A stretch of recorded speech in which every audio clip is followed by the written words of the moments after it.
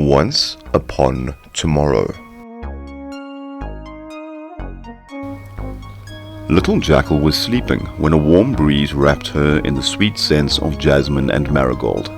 If jackals could purr, then this little one certainly would have. Instead, her nose twitched and her back legs kicked as her dreaming self bounded through lavender, lily, and lilac.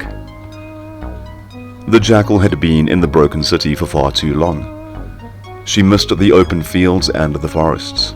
She missed the prickling tickle of grass on the pads of her feet. She missed freshly running water and the crisp taste of a clean breeze. She missed flowers. Her eyes flickered open, and the floral medley of her dreams was washed away by the drab greys of a broken city swathed in shadows. But not all was black and bleak. As her eyes adjusted to the waking world, Little Jackal noted that this night was not so dark as the one before it, nor the one before that. In fact, even as she watched, a growing glow seemed to cast the dark in shades of green. It took a handful of moments and many a quizzical head tilt before realization dawned.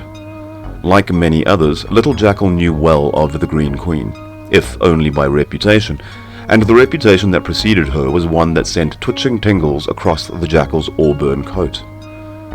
She hurriedly scurried from the shelter she'd made under a refrigerated door, scattering the scraps of food that her sparkling blues and begging yips and yaps had earned her.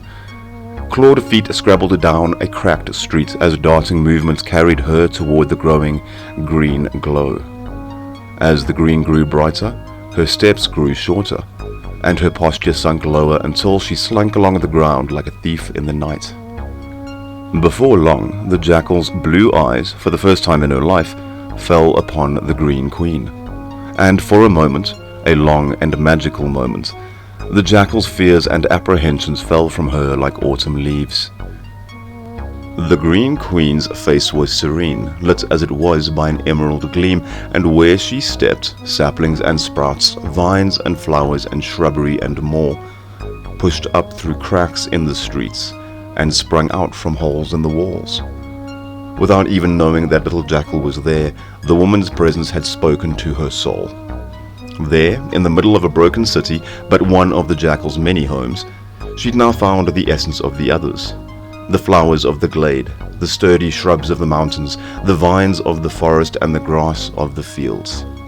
All bloomed and blossomed beneath the bare feet of the queen, and spread outward from her like a ripple of green. When Little Jackal yipped with involuntary enthusiasm, she finally caught the Green Queen's green eyes and earned a smile of pleasant surprise. The jackal bowed, her ears flat, as the green lady swept to her with smooth steps and leaned down to softly stroke her ruddy head. Again, if jackals were beasts of burden, this one would surely have hummed like a kitten. For but a moment, nothing mattered but the moment. But it was not to be a long-lived moment.